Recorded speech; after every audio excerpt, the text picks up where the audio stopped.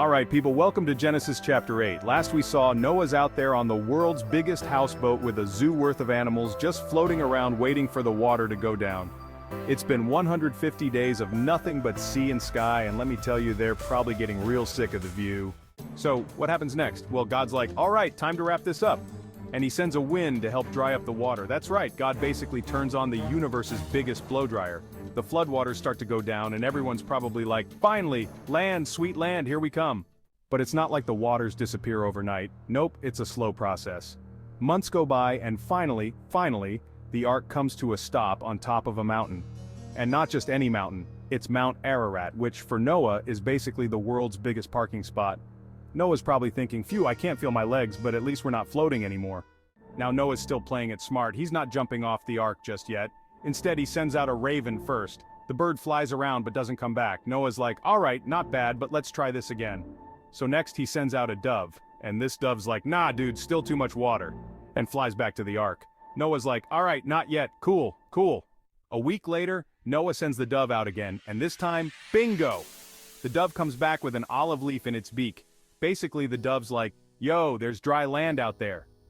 Noah's probably doing a little happy dance like, yes! We're almost free! Another week goes by and Noah sends out the dove one more time. This time the dove doesn't come back at all, which means it's like, peace out Noah, I've got my own thing going on now. Noah's like, okay, now it's really time to make some moves. So God gives Noah the official all clear. He's like, alright Noah, open the doors, you're good to go. Noah throws open the ark doors and boom, freedom. Can you imagine the animals just stampeding out like it's Black Friday at the mall? Lions, tigers, bears, oh my, they're all just happy to stretch their legs again. Now here's the first thing Noah does once he's back on solid ground. He builds an altar and offers sacrifices to God, because after surviving the ultimate flood, you're gonna want to send some serious thank yous up to the big guy.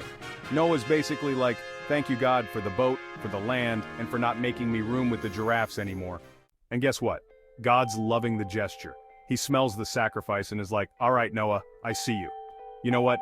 I promise to never destroy the earth with a flood again. And God makes it official by putting a rainbow in the sky. It's like his way of saying no more world-ending floods, pinky swear. So, next time you see a rainbow, that's your reminder that God's not hitting the flood reset button again. Plus, rainbows are just cool, so win-win. And that, my friends, is Genesis chapter 8. Noah and crew finally touch down, the world gets a fresh start, and God's like, okay, we'll do better next time, right? It's the ultimate restart with a side of rainbows. But don't get too comfy, because next time we'll see what happens when Noah's family takes on the brave new world. And trust me, it gets weird again. Stay tuned for Genesis chapter 9.